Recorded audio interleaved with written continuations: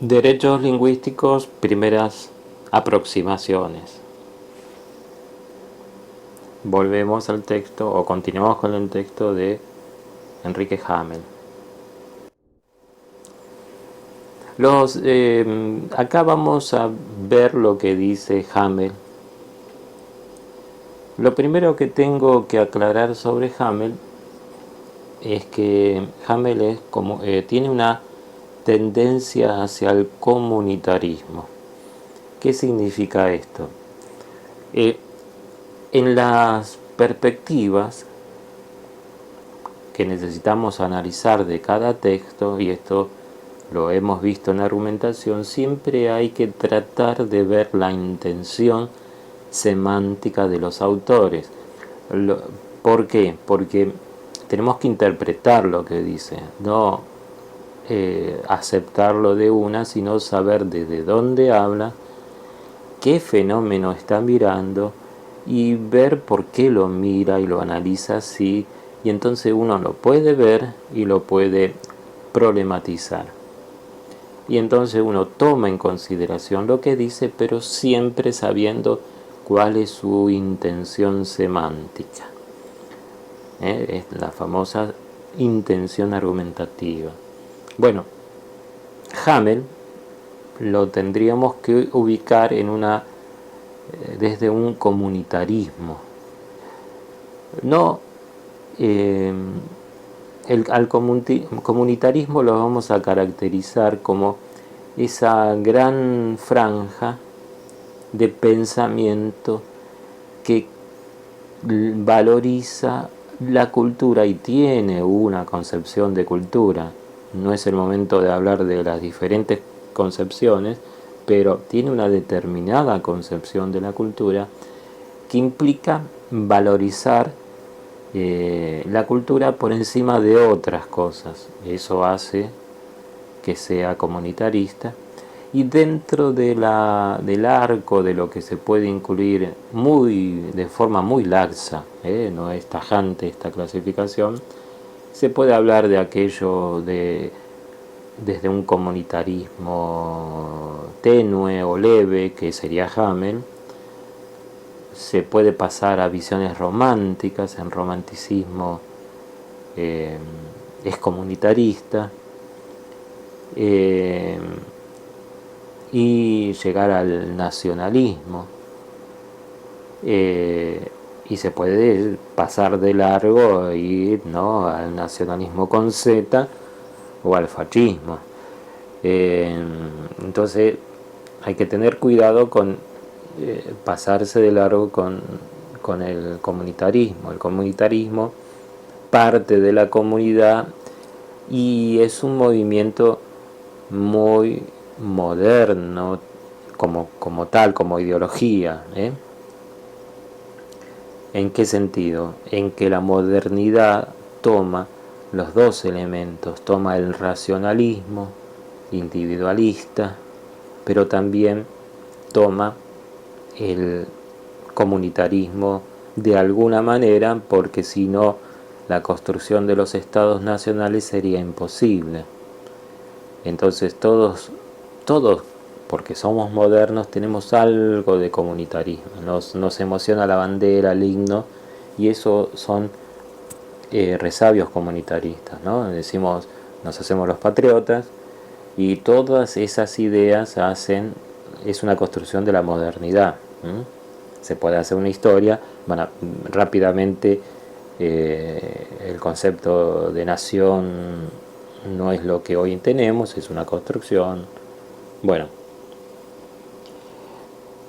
pero dentro de esa visión se defiende a las comunidades de todo tipo, ¿no? Y entonces, por eso hay que entender qué justifica y desde dónde habla un comunitarista. Repito, Hamel es apenas comunitarista, no es un nacionalista. Vamos a ver algunos autores que tienen una postura muy distinta sería dentro de este color ideológico, pero van a ver que se puede distinguir rápidamente aquellos que exceden este leve comunitarismo de Hammer. Pero hay que entender la intención semántica, y eso un intérprete tiene que hacerlo, tiene que hacer cualquiera que interprete un texto, cualquiera que interpreta, pero también interpretar desde dónde se habla. Y entonces va a afirmar esto: los derechos lingüísticos forman parte de los derechos fundamentales. Después vamos a ver qué son los derechos fundamentales. Te está hablando de los derechos humanos, ¿eh? Son derechos individuales y también son derechos colectivos. Esto afirma Hamel. Ya con decir derechos colectivos se mete, o se lo puede clasificar, es la marca que en la intención, ¿no? ¿Se acuerdan, no? En la intención semántica uno ve ciertas palabritas, ciertos conceptos que marcan una hipótesis que podemos hacer de dónde lo ubicamos. Bueno, en este tema, hablar sin relativizar los derechos colectivos ya te ponen, te dan la hipótesis de esta persona habla de las perspectivas comunitaristas. Se sustentan, es decir, los derechos lingüísticos, en los principios universales de la dignidad de los humanos, se sustentan en la igualdad formal de todas las lenguas, ¿no? Yo pongo entre corchetes cómo interpreto que quiere que creo que interpreto cómo quiere enunciar Hamel esta frase, este enunciado, ¿no? Y empieza a hablar de el nivel individual, se entiende como derecho de cada persona a identificarse de manera positiva con su lengua materna y que esta identificación sea respetada por los demás. Piensen acá que está hablando de lengua materna en nuestro contexto. Alguna de las formas de entender el concepto de lengua natural es equivalente a lengua materna, pero tengan cuidado para saber en dónde están hablando, ¿eh? Se enciman los discursos cuando, creo que les corregí yo en eso en sus trabajos, se enciman los discursos cuando uno dice lengua natural por la lengua de señas, ¿eh? Uno de los discursos que se enciman es hablar desde este comunitarismo, y por supuesto, como en el caso de los sordos es difícil hablar de lengua de señas como lengua materna, se habla de lengua natural. En este contexto lingüístico comunitarista también se habla de lengua natural, ¿no? En este caso Hamel elige lengua materna, pero el equivalente es lengua natural. Por lo tanto, ese sería uno de los conceptos que puede entenderse lengua natural. Repito que se solapan un montón de discursos. Bueno, en este discurso, en el discurso comunitarista, desde la lingüística, se habla de lengua natural o materna. Esto implica que el derecho de cada individuo a aprender, desarrollar libremente su propia lengua materna, léase en el caso de los sordos, lengua natural, a recibir educación pública a través de ella. Y acá ya se mete el Estado. Cuando dice educación pública, ya ese derecho empieza a ser derecho político. Bueno, a usarlo en contextos oficiales y socialmente relevantes. También estamos hablando del contexto estatal. A aprender por lo menos una de las lenguas oficiales de su país de residencia. Es decir, está hablando de bilingüismo como algo que es parte de los derechos lingüísticos desde la perspectiva de Hamel. Y vean el texto, no es exactamente Hamel que dice esto, pero lo escribe. Y acá viene lo más polémico. En el nivel de las comunidades lingüísticas, los derechos lingüísticos colectivos comprenden el derecho a mantener su identidad, el derecho a conservar la alteridad etnolingüística, el derecho de poder establecer y mantener escuelas y otras instituciones educativas, el derecho de controlar el currículo y enseñar en sus propias lenguas, el derecho de mantener la autonomía para administrar asuntos internos a cada grupo. Y acá nos metemos en mayores problemas que después vamos a ver esto, lo complicado. Y el derecho de contar con medios financieros para realizar estas actividades. Bueno, se va complejizando lo que sostiene Hamel, que son los derechos de las comunidades lingüísticas. Como se darán cuenta, los derechos que reclaman la comunidad sorda son derechos comunitaristas. Acá un líder sordo comunitarista ascribiría casi a todos los ítems, ¿no?, en este punto.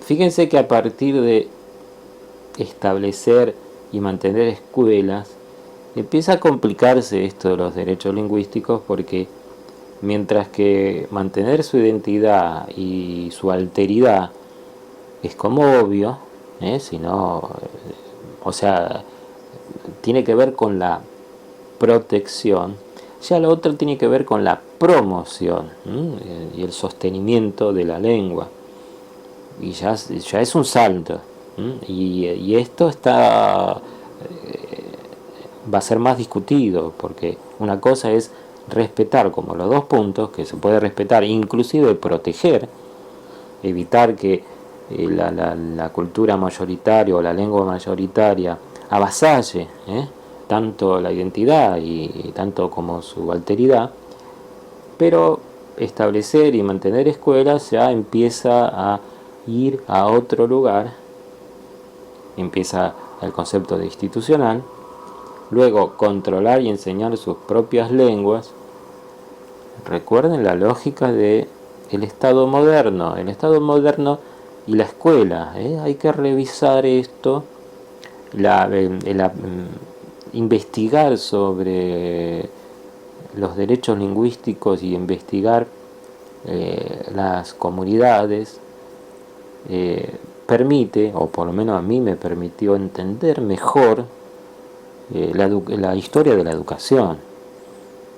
Yo diría que en la historia de la educación habría que tener un capítulo sobre la historia de las comunidades en la modernidad y cómo fueron avasalladas por la escuela moderna, que es de matriz absolutamente monolingüe y monocultural. Y hoy en día se propone discursivamente, y este es un hermoso tema, discursivamente la diversidad y la pluralidad, ¿no?, de lingüística, la educación multicultural, ¿no?, etcétera, etcétera. Pero la matriz, una cosa es el discurso y otra cosa es la matriz, que se puede ver en otros procesos, ¿no? Qué sé yo, la matriz absolutamente patriarcal de nuestra cultura en general.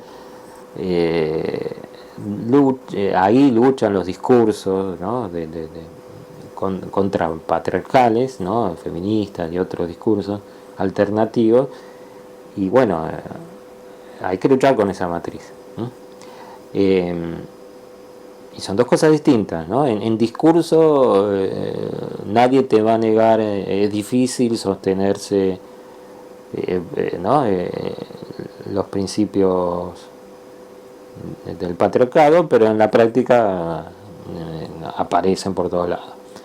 Y en educación no vas a encontrar ningún libro, ningún pedagogo que hable de la matriz y defienda discursivamente la matriz monocultural y monolingüística de la educación moderna. Pero, y en la práctica, está bien, discursivamente va a decir, sí, sí, la diversidad, pero recuerden que esto va por forma subterránea, eso es la matriz. Bueno, el derecho de mantener la autonomía para administrar asuntos internos de cada grupo, y ahí se complicó. Vamos a ver que uno de los problemas que vamos a ver es que está bien, puede ser, o sea, en el grado de aceptación de algunos de estos discursos, la mayoría no son aceptados, pero vamos a ver por qué. Pero imaginemos que grados de aceptación, ¿no? Y en grado de aceptación podemos, o sea, vamos a ver que se acepta cierto grado de eh, se puede admitir y vamos a ver por qué y quiénes, ¿no? Que las comunidades deben tener sus derechos lingüísticos, pero cuando tratás de identificar el sujeto de derecho y se complica, y si ese sujeto le vas a dar autonomía, ya no estás hablando de derechos lingüísticos, ya es otra cosa. Y ahí es donde se complica la discusión. Y menos contar con medios financieros. ¿Por qué tendría que tener medios financieros? ¿Por qué? Bueno, hay otras razones, pero ya estamos hablando de otros derechos y no lingüísticos. Conceptualmente, por este lado, derrapa un poco las propuestas, no solo de Hamel, sino del comunitarismo. En esta parte, el comunitarismo derrapa conceptualmente. Vamos a verlo. Porque son otros derechos que se pueden defender, pero es de otro lugar, ¿no? Estoy hablando conceptualmente. Políticamente se puede meter todo en la misma bolsa. La política es verdad en la práctica, ¿no? ¿no? El arte de lo posible. Si pones todo, ¿no? Pones batata, zanahoria y transatlántico en una bolsa y funciona la política, pero no es una discusión previa, es posterior. Está ahí, conseguimos, listo, tenías razón. Siempre en la política tenés razón después, con los resultados.